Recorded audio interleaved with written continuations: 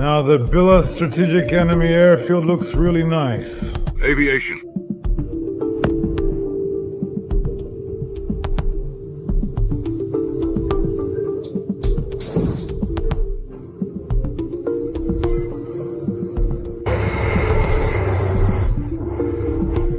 This is really a historic reckoning and the most massive, the largest scale attack on Russian territory in the entire history of this war.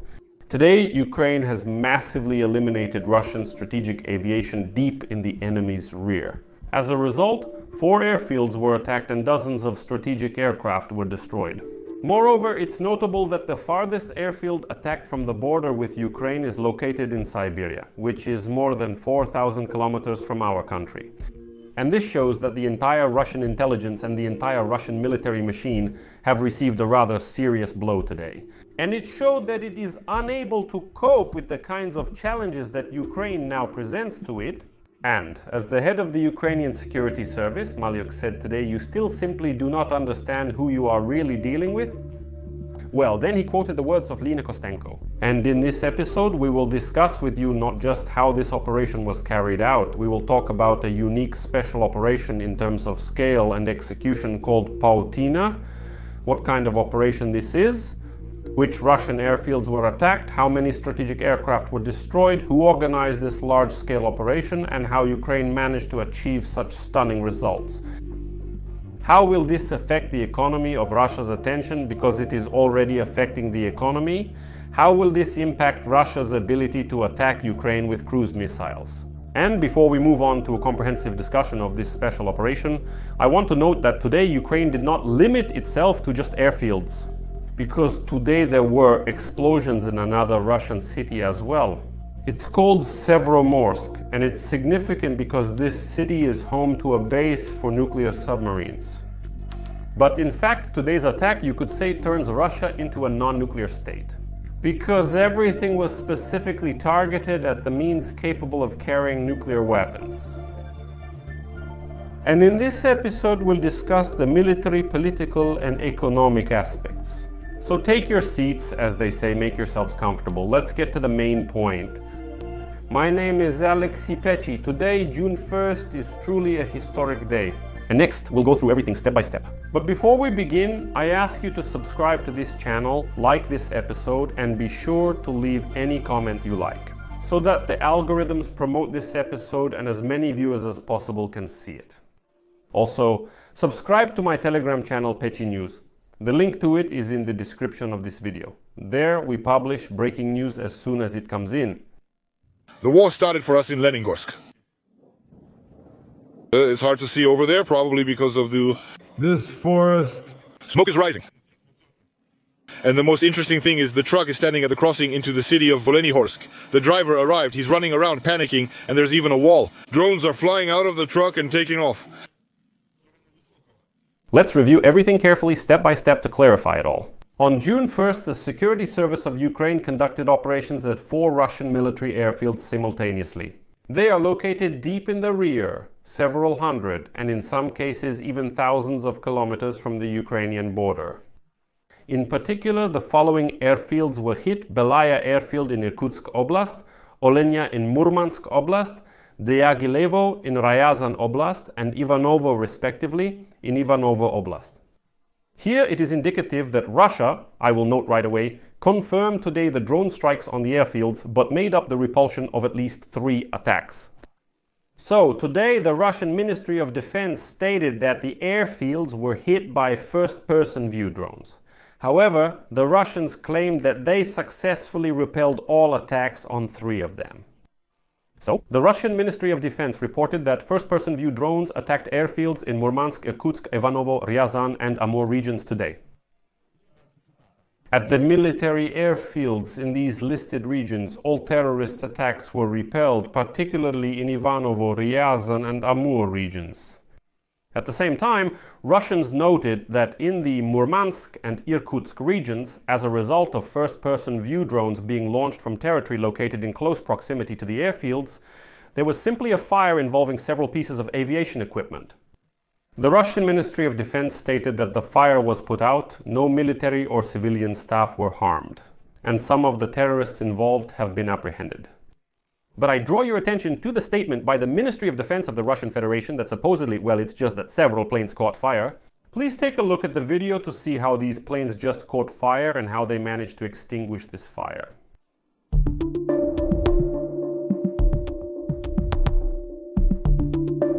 Subtitles.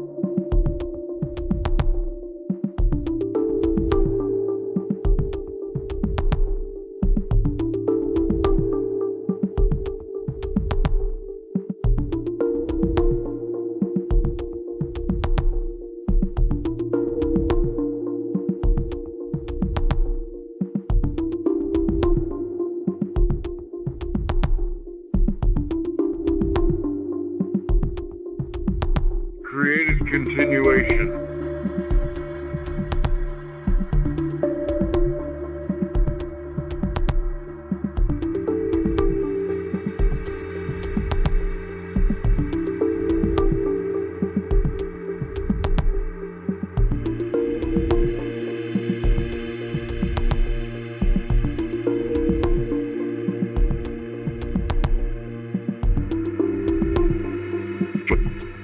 This unique special operation was named Pautina. At the moment, it is known that at least 41 aircraft have been hit, including two 95 Tu-22 M3 as well as A-50 types. Right now, of course, it's difficult to assess the final damage because it seems that this special operation is not over yet, because some attacks are still ongoing and obviously new ones are being prepared. And the official information from the Security Service of Ukraine was released this evening, stating that today's drone attack hit 34% of all strategic aircraft that Russia possesses. The estimated damage could amount to $7 billion. But it's important to note here, not even the $7 billion sum, but the fact that the Tu-95 and Tu-22 have long been out of production. Therefore, there is absolutely no way to replace these losses. This is, without exaggeration, a very serious blow to the strategic component, caused both by serious miscalculations in the area of Russian special services and by a careless attitude toward aviation equipment. Luckily, despite the attacks, it remained standing in an open field without cover.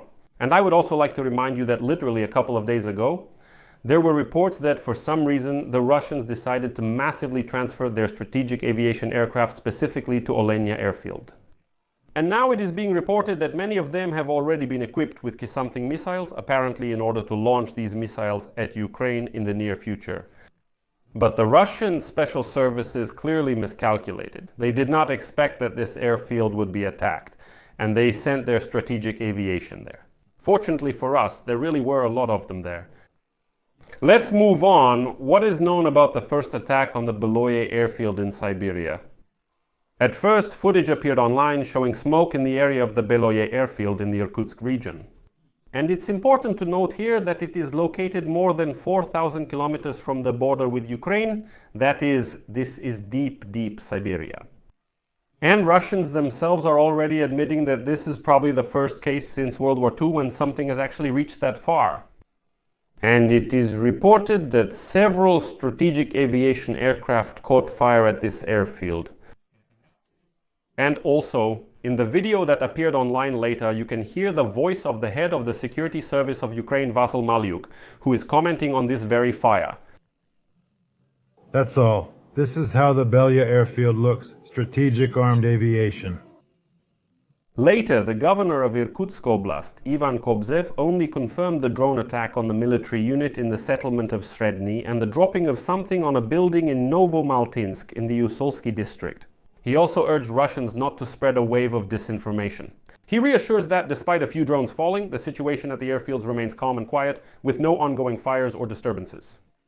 However, at the moment when Kobzev was spreading this nonsense, videos of the attack on the Beloye base had already appeared on Russian social media. Russian officials continued to claim everything was under control, although it was practically impossible to hide the fact otherwise. At this airfield in Siberia, Tu-22 and M3 bombers are based, which are involved in missile attacks on Ukraine. And as it turned out, the incident at Beloye airfield became the first since the start of the full-scale war when drones attacked targets in Siberia. Next, we move on to Olenya Airfield in Murmansk region. It is located almost 2,000 kilometers from Ukraine, and by the way, it has already been attacked before. Strategic bombers Tu-22M3 and Tu-95 Mississippi are based there. According to the information that has already appeared, official information, about 100 aircraft were under attack and all 4 Tu-95 Mississippi planes at this airfield were destroyed. Moreover, according to sources, some of these planes were already loaded with Kh-101 missiles for the next attacks on Ukraine. Russian media are reporting that civilians have already even been banned from leaving Leningorsk. And probably they are checking all the trucks, lorries and buses. That is, a raid has already started there. Moreover, the driver of the truck from which these drones were launched, we'll get to that a bit later. He was arrested and now images have surfaced showing he was strangled. That's how Russia's law enforcement system operates.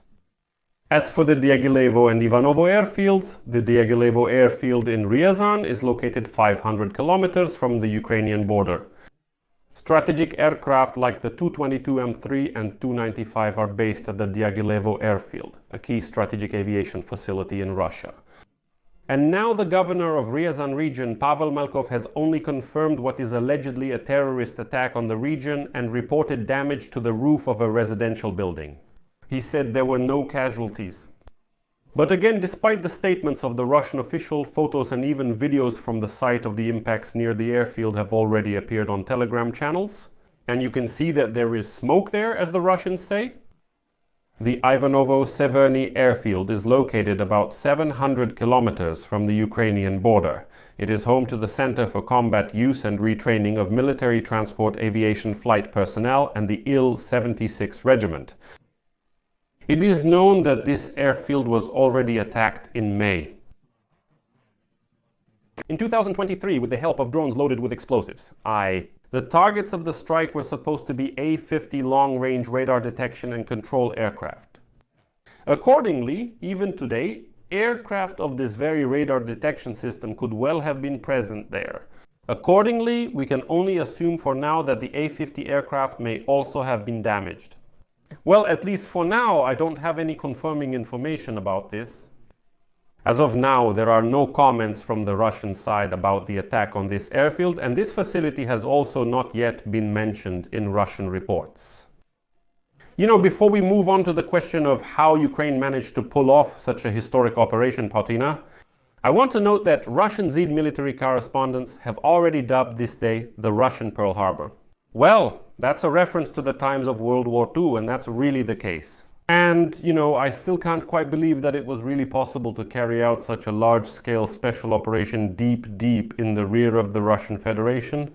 And many observers are now saying, listen, this is some kind of science fiction, because the way this happened is simply the highest level of skill in conducting special operations. The thing is, the unique hallmark of the Pautina special operation was that the strategic airfields of the Russian Federation were attacked by drones not from Ukrainian but from Russian territory.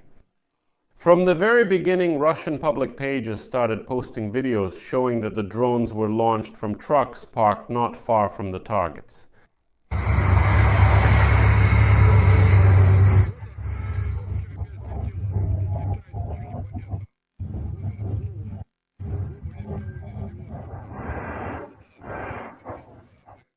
Damn, can you believe how far technology has come? Why the hell are we even driving trucks, damn it? It would be better to control drones instead. And all it takes is either a cop knocking it out or a glitch in the system, can you imagine? Turns out there would be a line for them, and you could order them online. Cops, they missed, but then another one flew right into that mess again.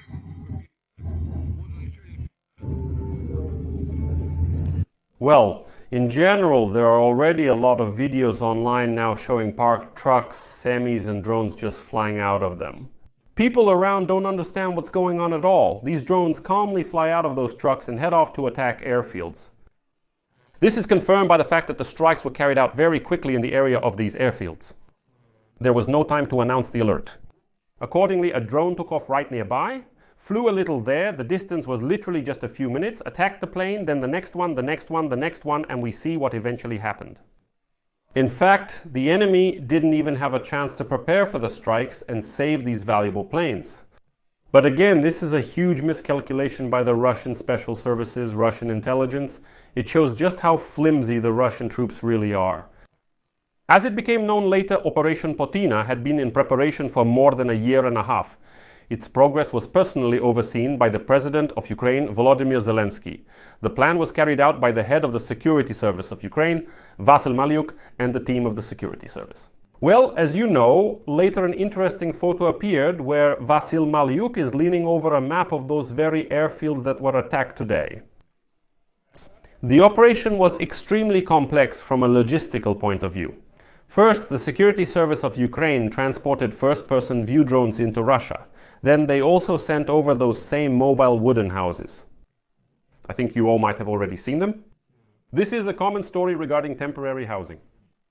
Later, already on enemy Russian territory, these drones were hidden under the roofs of these small houses, which had already been loaded onto trucks for transportation to a specific location. At the right moment, these small houses were remotely opened and the drones flew out to destroy the strategic aviation. It is separately emphasized that the people who participated in the historic special operation have been in Ukraine for a long time. Russia will not be catching anyone currently there. And if they say we caught these saboteurs, it will all just be scapegoats. Well, here I want to share with you a quote from one of the eyewitnesses about how these drones took off right from the truck. In the video, he shouts, "The truck is standing in Leningorsk." At the gas station, a confused driver arrived and ran around, with a wall nearby. From the truck, drones take off and fly toward Beloye.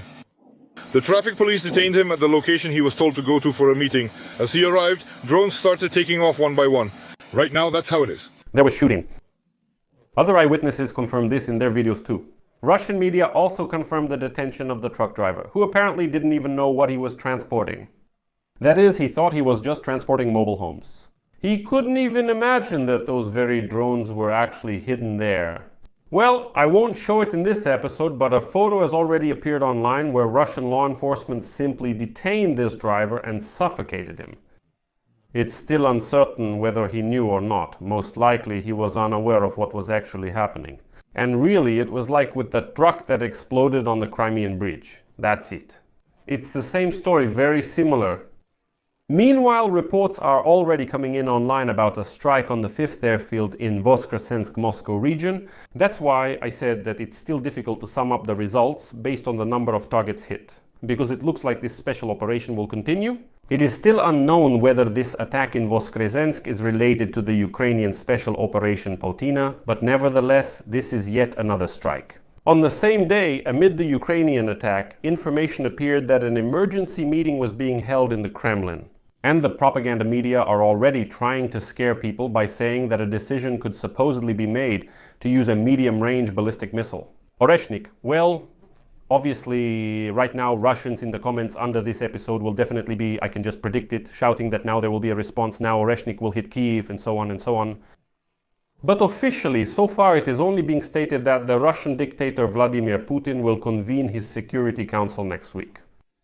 As for possible political consequences, it's hard to predict the Russians' response because at the moment it's clear that at least nothing has been disrupted. The Ukrainian and Russian delegations will meet on June 2nd in Istanbul, Turkey.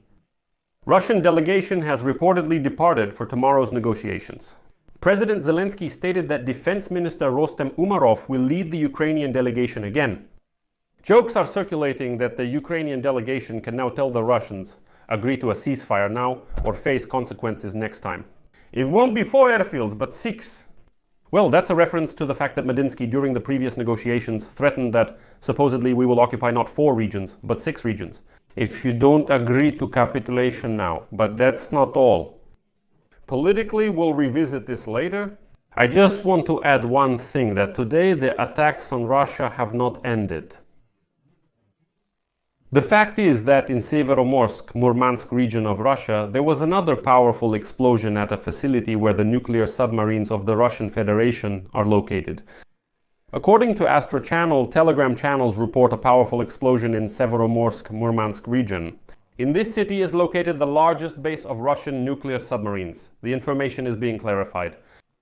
I should note here that this is the main naval base of Russia's northern fleet. And a little later, the head of Severomorsk, Vladimir Evmenkov, began to deny that there had been any explosions in the city. According to him, this information does not correspond to reality. As he stated, at the moment the situation is stable and no threats have been recorded. Do not panic and trust only verified sources of information. Well, let me remind you that the governors of other regions where there were attacks on airfields today also say that nothing happened. Why are you panicking? Everything is fine. There were no explosions, nothing caught fire anywhere, all enemy attacks were repelled. And in general, you have nothing to worry about here. Now let's move on to the political aspect of this attack. The thing is, as it became known today, the White House was not informed about Ukraine's plans to launch a large-scale strike against Russian strategic aviation. It is reported that Donald Trump was not warned about this by anyone. As stated in the publication, sources in the administration reported on Sunday that the White House did not know that this was supposed to happen. The same information, citing an unnamed Ukrainian official, is also confirmed by the agency, which writes that Ukraine did not notify the Trump administration about the attack in advance. Here I will remind you that we had a similar episode in 2024 when Ukraine began its incursion into the Kursk region. And later it became known that no one had warned the then Biden administration about this either. And it's clear why, especially now when Donald Trump is so fond of the dictator Putin. Steve Witkoff is prepared to disclose all the details, which is why such operations are best executed in this manner. Moreover, absolutely no Western weapons were used in this operation. So here we really don't have to say anything to our partners at all. Although I admit that the Europeans might have known about the preparation of this special operation, a few days ago, Ukrainian President Volodymyr Zelensky clearly stated that there would be retribution. In the near future, there will be retribution for the Russian attacks on civilian targets in Ukraine, on peaceful cities. I would also like to point out that this attack has economic consequences for Russia. In particular, the shares of Russian companies sharply dropped during the Sunday trading on the Moscow exchange amid news of massive Ukrainian strikes on the strategic aviation bases of the Russian Federation. By the way, according to the latest information, several hundred unmanned vehicles were launched there. It's quite a huge number. Well, and here we are today. Cyberbank's shares fell by 2.5%, Gazprom's by 3.1%, VTB by 2.3%, and Rosneft by 2%. Novatek's shares lost more than 3%, Severstal dropped by almost 3%, and Norilsk Nickel also fell by nearly 3%. Reports state that Ukrainian armed forces struck 4 airbases in Murmansk, Ryazan, Irkutsk, and Ivanovo regions, as well as in the Moscow region. The 5th round took place on the eve of the scheduled Russian-Ukrainian negotiations in Istanbul on Monday. And now investors are nervous that the next meeting will simply be disrupted or end with no results, especially after such an attack. Ukrainian strikes have also increased uncertainty regarding the upcoming June 6th meeting of the Central Bank of Russia on interest rates. The likelihood of monetary policy easing, which the market is hoping for, is now significantly decreasing. And accordingly, now the Russian economy will start to shake. And this is truly a powerful blow, because this is strategic aviation. This is the kind of aviation that is capable of carrying nuclear weapons. And most of those strategic aviation aircraft that have now been attacked are the planes that, unfortunately, Ukraine handed over to Russia in 1996 as part of the Budapest Memorandum. And fortunately for us, the Russians do not produce these planes. Accordingly, even in the long term, it will be very, very difficult to restore the aircraft fleet. Therefore, I do not rule out that the security service of Ukraine may be preparing similar attacks in the future as well, simply to finish off this strategic aviation. Well, I think, of course, that heads will roll in the Kremlin now. This is a massive miscalculation by the intelligence, special services, and the entire military machine, which was revealed to be just a cardboard house. Because let me repeat, just imagine bringing first-person view drones into Russian territory over 4,000 kilometers, organizing this whole operation, loading everything, handling all the logistics, setting everything up remotely, launching these drones. This really, without exaggeration, is simply a massive special operation. It was very difficult to carry out, but as you can see, everything in this life is possible. That's why I'll leave it at that. Share your opinions and conclusions in the comments under this episode, subscribe to the channel, click the bell, and don't forget to like.